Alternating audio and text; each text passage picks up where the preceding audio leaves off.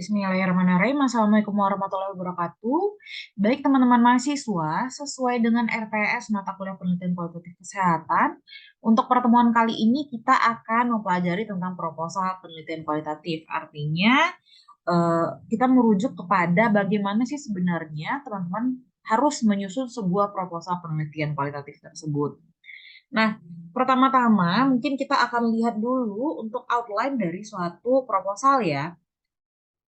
Nah, begini kira-kira untuk outline-nya. Untuk sebenarnya tidak banyak perbedaan antara proposal penelitian kuantitatif maupun kualitatif. Nah, tapi ada satu perbedaan nih yang teman-teman harus perhatikan, di mana kalau di kuantitatif biasanya teman-teman akan kenal dengan istilah populasi, sampel, dan lain-lain. Nah, justru ketika kita bicara soal penelitian kualitatif, di sini ada yang namanya informan penelitian. Nah, ini berbeda ya dengan proposal penelitian kuantitatif ya. Nah, baik untuk selanjutnya kita akan mencoba menjelaskan satu persatu ya. Nah, pertama kita akan ada judul. Lalu, nah untuk judul ini sendiri kita tidak bisa sembarangan ya untuk menentukan judul. Artinya harus bisa menggambarkan kalian mau meneliti apa sih sebenarnya. Nah, tentu setelah judul, nah itu ada bab 1 dan bab 2 itu tidak akan jauh berbeda dengan yang namanya kuantitatif ya, masih tetap sama untuk kontennya apa saja. Nah, tadi seperti yang saya bilang, di bab 3 akan terlihat perbedaan untuk masalah informan penelitian. Nah, kita mungkin lanjut saja ya untuk langsung menjelaskan apa-apa aja sih sebenarnya perbedaannya. Nah, pertama kita akan bicara tentang judul dari penelitian itu sendiri. Nah, tadi seperti yang sudah saya sebutkan, itu pasti harus yang namanya judul penelitian itu menggambarkan keseluruhan isi penelitian.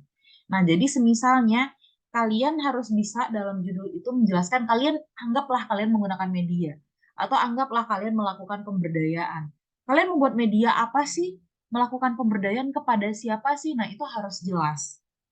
Jadi apa sih yang mau kalian lakukan dalam penelitian tersebut? Itu pertama ya. Terus kedua kalimatnya harus sederhana dan tidak boleh terlalu panjang. Artinya jangan sampai satu judul penelitian aja itu sampai 30 kata kan kepanjangan ya. Mungkin maksimal 18 atau 20 kata itu udah paling banyak. Nah, terus teman-teman juga tidak diperbolehkan ketika membuat judul penelitian itu dengan singkatan yang apa namanya tidak menggunakan singkatan kecuali yang baku. Artinya anggaplah teman-teman kalau pakai singkatan yang baku itu seperti Kementerian Kesehatan bisa pakai Kemenkes atau Puskesmas bisa pakai PKM yang seperti itu ya. Nah, terus jangan menggunakan kata-kata hubungan atau pengaruh suatu variabel terhadap variabel lainnya. Nah, di sini sedikit berbeda ya. Kalau untuk penelitian kuantitatif maupun kualitatif, yang poin 1, poin kedua, poin ketiga, itu punya maksud yang sama. Di kuantitatif pun harus seperti itu. Tapi yang berbeda adalah di bagian poin keempat ini, di mana kalau kualitatif tidak boleh menggunakan kata hubungan ataupun pengaruh. Kenapa? Kalau kita bicara soal hubungan, tentu kita akan melihat, atau pengaruh, tentu kita akan melihat antara satu variabel dengan variabel lainnya, ya kan? Atau ketika teman-teman ingin mencari tahu seberapa efektifkah satu media ini, jadi kalian lakukan pre dan post. Ketika kalian mencari hubungan atau pengaruh, tentu ada variabel independen, ada variabel dependen yang mau dilihat seberapa besar sih pengaruhnya, bagaimana sih hubungannya, ya kan? Tapi kalau di kualitatif, kita tidak menggunakan istilah tersebut. Umumnya kita langsung to the point tuh. Kita sebutkan, kita mau menganalisis, kita mau melakukan pemberdayaan. Nah, kita tidak boleh menggunakan judul-judul yang memiliki makna secara konotasinya itu adalah makna milik kuantitatif. Nah, mungkin kurang lebih kita gambarkan contohnya seperti ini ya. Nah, ini kita punya contoh untuk judul penelitian kualitatif ya. Semisal yang judul yang boleh kita gunakan itu adalah contoh analisis pelaksanaan perawatan metode kangguru bla bla bla bla. Ini tidak apa ya, tidak terlihat bahwa kalian ingin melakukan kuantitatif. Karena apa? Kalian mau menganalisis aja, mau mencari tahu seperti apa sih pelaksanaan perawatan metode kanguru. Atau secara eksplisit kalian sebutkan studi kualitatif rendahnya partisipasi ibu hamil bla bla bla bla. Atau semisal membuat judul bla bla bla sebuah studi kualitatif, sorry. Nah, yang tidak boleh seperti yang saya bilang tadi, pengaruh perawatan metode kanguru dengan bayi BBLR di Kota Depok. Nah, dari sini kita bisa terlihat pengaruh perawatan metode kanguru dengan berat bayi. Artinya kalian punya si variabel yang satu dengan variabel yang satu, gimana sih pengaruhnya si perawatan metode kanguru itu terhadap berat bayi BBLR tadi? Atau kalian tadi seperti yang dibilang tidak boleh menggunakan istilah-istilah yang tidak baku. Artinya misal contoh ini, studi kualitatif rendahnya partisipasi ibu hamil bla bla bla di Wilker Puskesmas Kota Baru. Wilker maksudnya mungkin kalian mau bilang wilayah kerja ya. Tapi kita tidak menggunakan wilayah Wilker itu sebagai kata baku. Kalian tidak bisa menggunakan itu dalam judul suatu penelitian. Nah, terakhir tadi seperti contoh kalimat hubungan juga ya. Hubungan screening HIV dengan kasus HIV di Kota Baru. Artinya kalian mau cari tahu nih, gimana sih screening HIV itu bisa mempengaruhi kasus HIV di Kota Baru. Nah, seperti itu kan tidak terlihat ya, tidak terlihat kualitatif ya. Justru kalian mau melihat bagaimana sih hubungannya, seberapa besar sih hubungannya, atau tadi yang pengaruh, seberapa besar sih pengaruhnya terhadap variabel yang lain. Nah, itu. Terus tidak ada tahunnya kalian mau meneliti siapa itu masih apa namanya harus jelas gitu. Kalian mau meneliti siapa di tahun mana, kapan gitu kan, di daerah mana itu harus jelas. Oke? Nah, kita lanjut ke yang berikutnya ya. Nah, sekarang kita bicara soal pendahuluan dalam proposal penelitian kualitatif ya. Ketika teman-teman ingin membuat suatu pendahuluan terutama di latar belakang. Latar belakang ini bikinnya agak tricky, artinya mungkin kalian pingin banyak banget informasi di sana tapi tidak bisa menjustifikasi penelitian kalian. Anggaplah kalian memikirkan, oh saya mau bikin latar belakang yang bagus, ya udah saya bikin 7, 8, 9, 10 halaman. Jadi jumlah halaman itu belum tentu bisa menentukan bahwa ini latar belakang kalian ini bagus ini. Jadi ketika kita bicara soal latar belakang, tentu kalian harus bisa membuat suatu gambaran yang bisa meyakinkan orang yang baca ini loh alasan saya melakukan penelitian ini. Saya punya alasan yang legit yang bisa orang lain pahami bahwa ini adalah masalah yang penting. Nah, caranya bagaimana dalam latar belakang itu tentu kalian harus bisa menggambarkan seberapa besar sih masalahnya.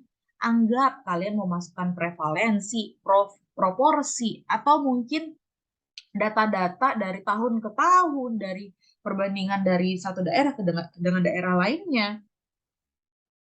Terus ada waktunya itu tentu dalam jangka waktu yang masih berdekatan dengan penelitian kalian. Anggaplah sekarang kalian tahun 2022. Kalian mengambil data Riskesdas tahun 2013. Nah, itu kemungkinan besar itu tidak akan bisa menjustifikasi penelitian kalian lagi, tidak akan bisa menjadi pembenaran bagi penelitian kalian. Ambillah data yang setidaknya itu 5 tahun ke belakang, maksimalnya 5 tahun ke belakang. Artinya itu masih bisa kalian samaratakan dengan kondisi saat ini. Terus area geografi dan demografi. Anggap kalian mau ngambil penelitian di satu daerah, tentu kalian akan mencari daerah itu yang memang tinggi proporsi atau prevalensinya. Tentu jangan diambil yang ternyata kalian mau ngambil itu ya karena deket rumah aja gitu. Padahal sebenarnya secara data mereka nggak begitu bermasalah gitu kan. Terus penyebab masalah, pemecahan dan hasilnya itu harus kalian gambarkan. Nah, kurang lebih seperti ini. Ketika kalian menyampaikan suatu latar belakang, tentu kalian akan menyampaikan dulu apa sih masalahnya. Kalian akan sampaikan, anggaplah contoh ya, kalian punya masalah mau ambil tentang bayi berat lahir rendah, BBLR ya. Pasti tentu kalian akan awalnya menggambarkan apa sih sebenarnya BBLR itu, kondisi apa sih yang membuat si BBLR ini penting untuk kita bahas, ya kan? Terus kalian gambarkan gimana sih prevalensi BBLR-nya, gimana perbandingan BBLR di kota yang saya mau ambil dengan kota yang lainnya, atau mungkin dengan nasional, atau mungkin dengan dunia. Nah, itu harus kalian sampaikan. Dan pasti tentu datanya yang 5 tahun terakhir maksimalnya, tentu data tahun 2017. Kalau pakai Riskesdas, mungkin Riskesdas 2018 gitu. Atau Riskesdas 2021 kalau nggak salah juga ada ya. Nah, terus penyebab masalah kenapa bisa ada BBLR? Nah, mungkin kalian berdasarkan studi awal, studi pendahuluan kalian sempat mewawancarai petugas Promkesnya, kalian sampaikan berdasarkan hasil wawancara, hasil studi pendahuluan melalui wawancara mendalam dengan petugas Promkes di Puskesmas A diketahui bahwa terjadinya BBLR ini kurang lebih karena pengetahuan ibunya sangat rendah atau tidak ada dukungan keluarga dan lain-lain. Nah, itu kalian gambarkan. Nah, terus anggaplah berarti penyebab masalahnya tadi sudah ketahuan nih, pengetahuan ibu contohnya ya. Tentu untuk pengetahuan apa sih alternatif pemecahan masalahnya kalian mesti tahu dong. Nah, kalian sampaikanlah berdasarkan penelitian A atau berdasarkan penelitian B. Pengetahuan ibu itu bisa diintervensi, bisa ditingkatkan melalui edukasi dengan media apa gitu. Kalian gambarkan betapa si media ini bagusnya, kalian mau bikin juga untuk masalah kesehatan yang mau kalian ambil. Ya kan, kalian sampaikan medianya seperti apa sih kelebihan media itu, gimana sih efek dari si media itu terhadap mungkin masalah-masalah kesehatan dan lainnya. Kalian gambarkan di sana, lalu mulai kalian tutup dengan gambar dengan kalimat bahwa ini loh alasan yang tadi adalah alasan saya mau mengambil latar belakangnya ini yang membuat saya mau meneliti tentang ini dengan media ini dengan tujuan ini bla bla bla di mana. Oke. Nah, tadi tentang latar belakang kita lanjutkan. Tadi, nah mungkin sedikit tambahan ya untuk latar belakang itu ada 5 poin yang mesti kalian sampaikan. Itu adalah visible, interesting, novel, ethical, dan relevant.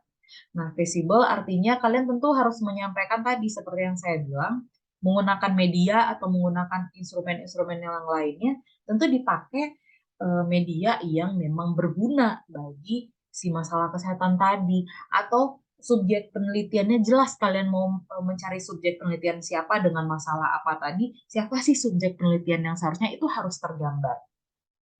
Nah, terus interesting, artinya ketika kalian menyampaikan si latar belakang tadi harus bisa menarik orang lain. Lalu novelty, tentu semisalnya kalian menggambarkan, oh ini adalah penelitian sebelumnya ada nih pakai media ini, saya pingin nih bikin media yang ini juga, tapi ada inovasi di sana. Saya mau coba lihat media yang sudah diinovasi ini, yang sudah dimodifikasi ini, kira-kira akan memberikan efek yang lebih nggak ya terhadap masalah kesehatannya gitu. Nah, terus ethical atau etis. Nah, ini umumnya di universitas-universitas itu biasanya akan disampaikan pada latar belakang itu kaji etik penelitiannya.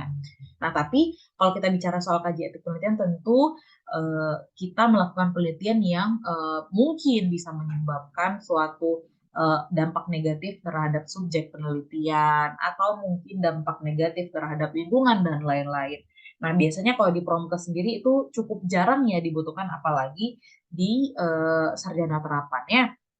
Nah, terus relevan, relevan bagi pengembangan ilmu pengetahuan dengan kebijakan kesehatan dan lain-lain. Artinya, si latar belakang kalian tadi relevan nih bahwa kondisinya benar-benar perlu nih untuk pengembangan ilmu pengetahuan, perlu nih untuk menyelesaikan masalah kesehatan dan lain-lain. Nah, sekarang nih sumbernya untuk bikin latar belakang tadi apa aja sih sumbernya? Apakah boleh comot-comot aja gitu dari koran, comot-comot aja gitu dari website? Nggak bisa. Tentu teman-teman harus ngambil yang semisalnya kalian pakai buku, tentu di bagian kepustakaan ya, pakai buku, pakai jurnal, pakai abstrak orang, atau mungkin dari lokakarya, konferensi, seminar, dan lain-lain pendapat pakar. Nah, ini artinya kalau pendapat pakar tentu yang seperti tadi studi pendahuluan dengan ahli apa gitu atau misalnya petugas apa gitu di puskesmas. Nah, sumber non ilmiah ini boleh surat kabar, boleh website, tapi memang harus yang kredibel. Artinya bukan sekedar website blogspot, bukan sekedar website yang abal-abal, tapi memang website yang kayak ini legit loh, websitenya, ini dari universitas tertentu loh, ini surat kabar elektroniknya yang memang sudah dikenal secara luas loh, sehingga akan kecil kemungkinan untuk menggunakan hoax. Nah, Nah, semisalnya kalian pakai tadi, tentu sumber-sumber tadi kalian mesti sampaikan juga sumbernya dari mana. Nah, itu yang nanti kalian pakai yang namanya Mendeley atau apa gitu untuk daftar pustakanya. Nah, sebelumnya kita lanjut dulu ya, sebelum sampai ke Mendeley dan lain-lainnya. Nah, lalu kita bicara soal rumusan masalah. Tadi kita udah menggambarkan seperti apa sih menyusun suatu latar belakang itu ya. Nah, lalu kita gimana sih kalau rumusan masalah? Kalau rumusan masalah itu artinya kita mau menekankan si latar belakang tadi. Nah, kalian akan menyampaikan berdasarkan latar belakang permasalahan di atas, maka rumusan masalah pada penelitian ini adalah bla bla bla bla. Nah, tapi apa namanya di beberapa universitas bahkan mereka bukan hanya sekedar menyampaikan kalimat berdasarkan latar belakang saya mau rumusan masalah ini, tapi mereka justru di rumusan masalah itu kadang menyampaikan data-data dukung yang bisa menggambarkan ini loh alasan pastinya kenapa penting masalah ini kita bahas dalam suatu penelitian. Nah, tapi kalau kita bicara di Poltekkes sendiri tentu kita pakai yang seperti ini ya. Jadi berdasarkan latar belakang permasalahan di atas, maka rumusan masalah pada penelitian ini adalah bla bla bla bla bla bla bla bla bla. Itu ya teman-teman ya. Nah, kita lanjut. Sekarang kita bicara soal tujuan penelitian. Nah, tujuan penelitian itu tentang apa sih yang mau kalian sampaikan, apa sih yang mau kalian cari tahu, kalian kaji dalam penelitian kalian itu. Tujuan penelitian inilah yang nantinya akan kalian jadikan hasil dari pencapaian tujuan penelitian ini adalah kesimpulan dari penelitian kalian nanti, atau mungkin kebagian hasil dan pembahasan kalian. Jadi tujuan penelitian ini adalah menentukan apa sih yang mau kalian lakukan dalam penelitian ini. Bagaimana sih apa namanya apa sih yang mau kalian capai dari penelitian. Nah, biasanya kalau tujuan umum itu akan sejalan dengan judul penelitian kalian. Nah, tujuan khusus hal-hal yang ingin diketahui dinilai dari suatu penelitian, intinya tujuan khusus itu adalah jalan-jalan untuk mendapatkan si tujuan umumnya. Anggaplah kita punya contoh di sini ya tadi dari penelitian studi kualitatif untuk pelaksanaan perawatan metodika guru di rumah terhadap penanganan BBLR pasca perawatan di RSUD Depok. Di sini terlihat bahwa saya benar-benar mau cari tahu nih berdasarkan penelitian ini saya mau cari tahu gimana sih pelaksanaan PMK di rumah. Itu ya tujuan umumnya. Tapi untuk tujuan khususnya tentu saya untuk bisa menyimpulkan gimana pelaksanaannya tentu harus saya kasih cari tahu dulu. Sebelum itu saya harus cari tahu gimana sih pengetahuan ibu tentang PMK, gimana sih sikap ibu tentang PMK, gimana sih dukungannya dan lain-lain. Dan juga ada berbagai tujuan khusus tadi. Nah, bicara soal tujuan khusus, nah ini kan biasanya kalian akan mengaitkan dengan kerangka konsep dari penelitian kalian. Anggaplah apa namanya kerangka konsep kalian misalnya diambil dari kerangka teori resiprosity. Jadi saya mau ngambil apa gitu dari sana untuk kerangka konsepnya sehingga untuk mencapai kerangka konsep tadi saya akan melakukan tujuan khusus ini semuanya. Itu sama ya, mau kualitatif, mau kuantitatif, mereka akan melewati jalur yang sama, terutama di bab satu ini. Nah, terus kita lanjutkan. Ini untuk manfaat penelitian. Nah, kalau di teman-teman sendiri, di Poltekkes sendiri, kita punya kenal dua manfaat penelitian. Pertama, manfaat teoritis dan manfaat praktis. Kalau manfaat teoritis ini, teman-teman akan menggambarkan nih manfaat dari penelitian kalian terhadap pengembangan ilmu pengetahuan. Nah, kalau manfaat praktis itu akan spesifik penelitian saya ini bermanfaat untuk siapa dan apa manfaatnya terhadap orang-orang tersebut. Nah, jadi biasanya akan disampaikan manfaat teoritisnya dari penelitian ini diharapkan dapat berkontribusi bagi pengembangan ilmu pengetahuan di bidang pendidikan kesehatan dan ilmu perilaku kesehatan bla bla bla bla. Jadi memang tujuan secara teoritis itu manfaatnya mau tentang pengembangan ilmu pengetahuan. Nah, gimana kalau manfaat praktis? Kalau manfaat praktis, teman-teman akan menyampaikan bagi peneliti. Anggaplah eh, penelitian bagi peneliti penelitian ini bermanfaat untuk sebagai acuan bagi penelitian selanjutnya. Atau bagi puskesmas, mungkin penelitian ini nantinya akan bisa menjadi gambaran terhadap pengembangan-pengembangan media yang bisa digunakan di puskesmas. Atau penelitian ini nantinya akan bisa menjadi sumber informasi terhadap perancangan media. Atau bagi institusi X nantinya akan diketahui bahwa ternyata masalah kesehatan yang satu ini alasannya ini nih. Jadi orang-orang itu bisa melakukan intervensi terhadap sumber masalah. Ya, jadi begitu ya. Kalau teoritis itu untuk pengembangan ilmu pengetahuan, nah kalau praktis itu spesifik mau kalian sasarnya untuk siapa. Next terakhir, kalau untuk bab 1 itu ada ruang lingkup penelitian.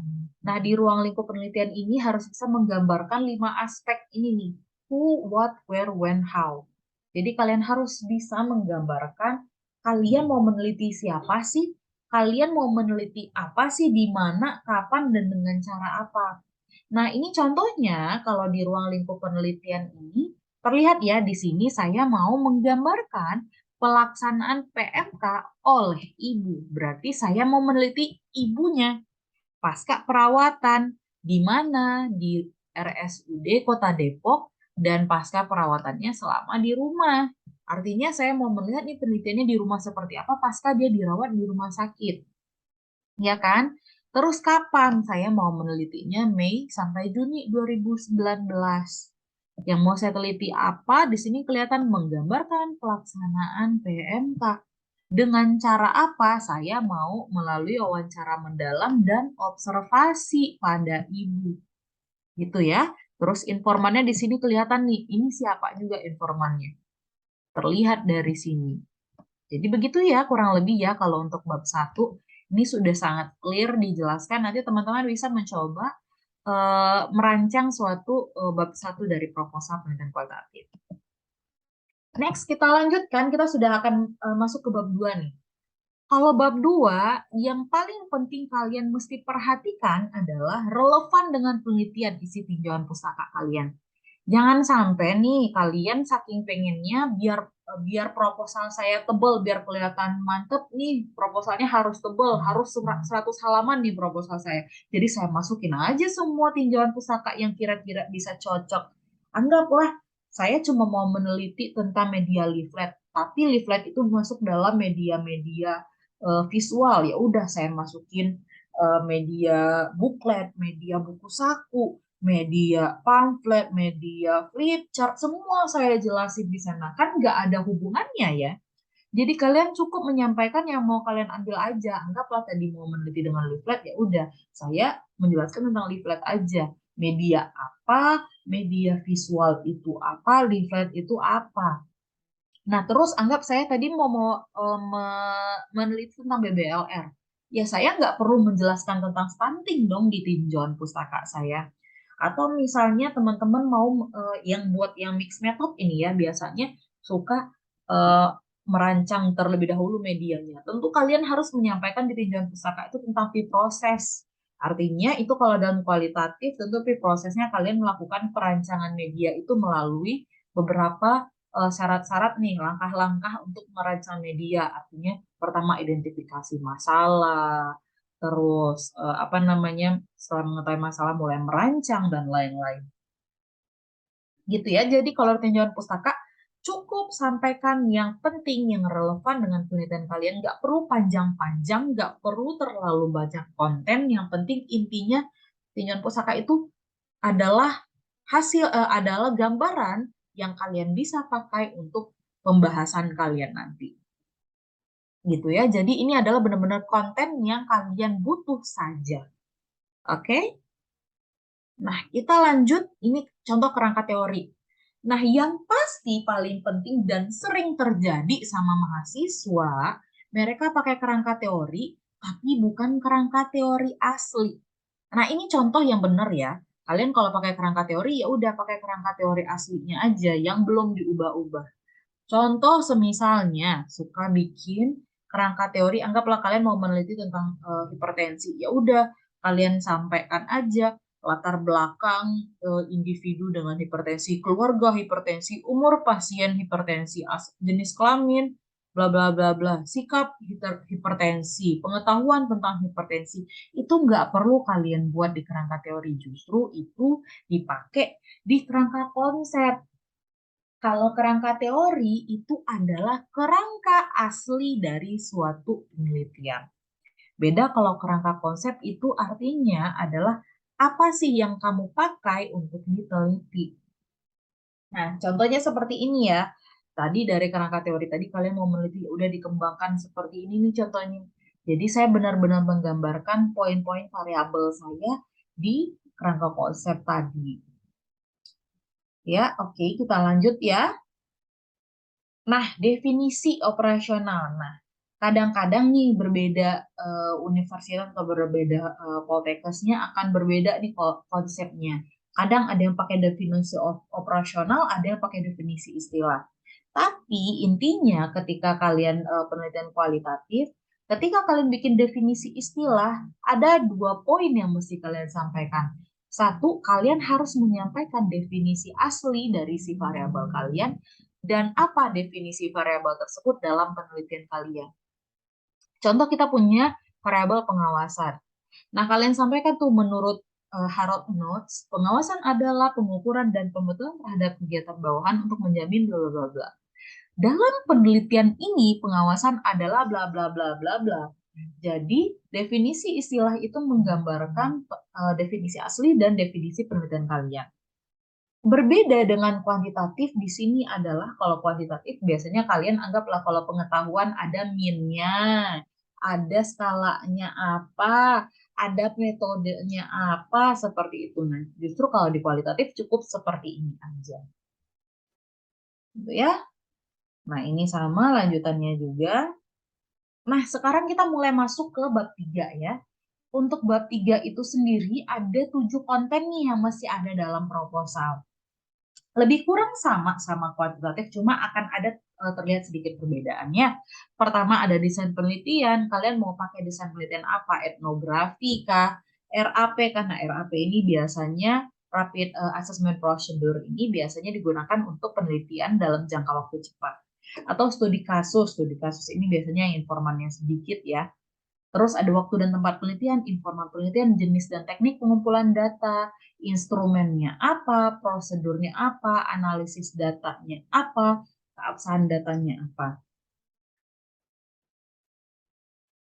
Nah, mungkin kita sebelum masuk yang next-nya akan saya bantu jelaskan sedikit. Tadi seperti yang saya bilang, desain penelitian itu tadi kalian harus menggambarkan nih penelitian kalian ini desainnya seperti apa.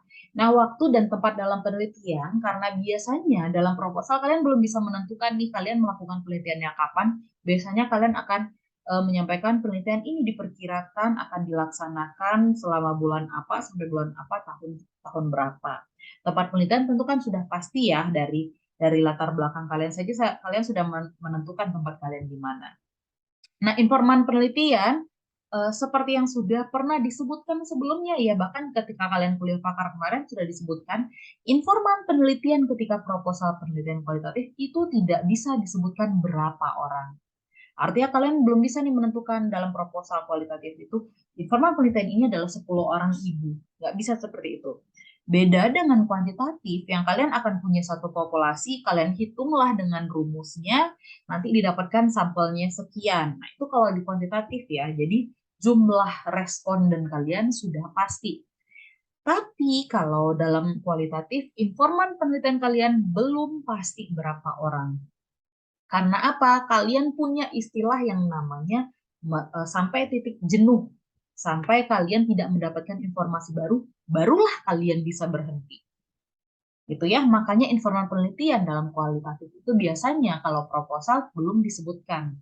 Beda kalau nanti ketika sudah hasil skripsi tentu baru bisa kelihatan berapa jumlah informannya. Nah, terus yang paling penting adalah juga kalau responden itu adalah punya kuantitatif, kalau kualitatif adalah punya informan ya. Jangan sampai kalian ketukar antara dua itu. Nah, next tentang jenis dan teknik pengumpulan data. Tentu kalian sudah tahu ya ada pengumpulan data untuk kualitatif itu ada FGD, wawancara mendalam, observasi, dan lain-lain ya. Nah, itu digunakan untuk data primer atau sekunder, itu mesti kalian jelaskan. Anggaplah ketika kalian mau penelitian itu kalian sampaikan data primernya adalah pengetahuan ibu atau sikap ibu atau dukungan yang diperoleh ibu bla bla bla yang diperoleh melalui wawancara mendalam atau melalui FGD. Data sekundernya adalah semisalnya em, data penyakit atau mungkin dokumentasi-dokumentasi di puskesmas dan lain-lain yang diperoleh melalui telaah dokumen atau seperti apa. Instrumen penelitian uraikan jenis instrumen berdasarkan sumber data. Dan yang paling penting ingat kalau kualitatif instrumen utamanya adalah peneliti itu sendiri. Artinya human instrument ya. Jadi kalian nggak bisa langsung menyebutkan instrumen penelitian ini adalah pedoman wawancara. No, jadi kalian sampaikan dulu instrumen penelitian kualitatif adalah human instrument atau peneliti itu sendiri yang dalam pelaksanaannya dibantu dengan menggunakan alat berupa anggaplah pedoman wawancara atau tape recorder atau mungkin apa nama catatan lapangan dan lain-lain. Nah, prosedur penelitian ini akan kalian jelaskan nanti kalian mau proses penelitiannya seperti apa, mulai dari perencanaannya, pelaksanaannya, hingga nanti analisis hasilnya. Nah, analisis data beda dengan yang namanya kuantitatif akan ada analisis univariat, bivariat, multivariat. Kalau dalam kualitatif kalian cukup menjelaskan bahwa kalian melakukan reduksi data, penyajian data, dan conclusion drawing, artinya penarikan kesimpulan. Nah, ini secara detail kalian sampaikan, saya mau menganalisis data dengan cara seperti apa ya, gitu. Terus keabsahan data, nah kalian menyampaikan kriteria keabsahan data yang akan digunakan. Artinya kalian akan melakukan triangulasi penelitiannya apa. Anggaplah kalian seperti yang sudah pernah saya sebutkan pada perkuliahan sebelumnya ya. Kalau dalam metodologi penelitian itu ada FGD, ada WM, ada wawancara mendalamnya, ada observasi, ada telah dokumen. Nah, anggaplah kalian melakukan wawancara mendalam dan observasi atau FGD dan observasi. Itu ada triangulasi metode. Atau ketika kalian menggunakan informan, tadinya menggunakan ibu, ternyata kalian butuh nih informan kuncinya adalah suami, adalah neneknya, adalah keluarga, ataupun nanti ada informan pendukungnya adalah kader, petugas puskesmas, dan lain-lain, itu adalah triangulasi sumber. Oke. Nah, kita next. Nah, ini contoh dari tampilan informan penelitian yang seperti saya bilang ya. Karena informan penelitian itu tidak bisa kalian tentukan berapa orangnya, kalian cuma bisa menentukan kalian pakai metode apa. Jadi anggaplah di sini contohnya informan penelitiannya adalah ibu yang melakukan perawatan metode kanguru. Jadi saya pakai metodenya itu adalah metode wawancara mendalam dan observasi. Suami saya melakukan wawancara mendalam saja. Keluarga saya pakai wawancara mendalam saja dan seterusnya. Jadi kalian hanya bisa menggambarkan siapa informan saya pakai metode apa. Nah, ini terakhir untuk pasti seperti yang saya bilang tadi ya, ketika kalian menyusun maupun latar belakang ataupun tinjauan pustaka atau mungkin nanti sudah sampai ke hasil dan pembahasan, kalian mesti menggunakan yang namanya daftar pustaka dengan Mendeley boleh atau pakai EndNote. Tapi biasanya kita pakai Mendeley ya. Nah, biasanya juga kalau di Poltekkes sendiri itu pakai Vancouver. Itu wajib sekali digunakan. Apalagi ketika kalian mengutip dari penelitian orang, dari buku lain, dari jurnal, dan lain-lain, wajib kalian gunakan daftar pustaka. Kenapa? Untuk apa namanya menghindari terjadi plagiarisme. Makanya kalian harus yang namanya parafrase ketika menyusun itu kalian menggunakan bahasa yang berbeda dengan jurnalnya, dengan bukunya kalian sampaikan dalam bahasa kalian sendiri dan kemudian kalian tambahkan daftar pustaka. Nah, terakhir tentu lampiran-lampirannya apa? Lembar inform consent, instrumen penelitian kalian, atau mungkin ada surat-surat lainnya yang seperti itu mesti kalian sertakan. Baik, sekian untuk materi proposal penelitian kualitatif. Saya harap teman-teman bisa memahami tentang materi ini dengan baik.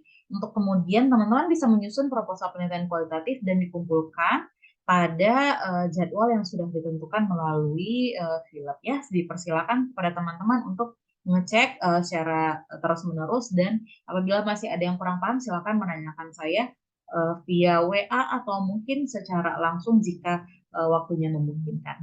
Baik, sekian perkuliahannya. Diharapkan teman-teman memaklumi karena kita tidak bisa bertemu secara langsung. Terima kasih. Assalamualaikum warahmatullahi wabarakatuh.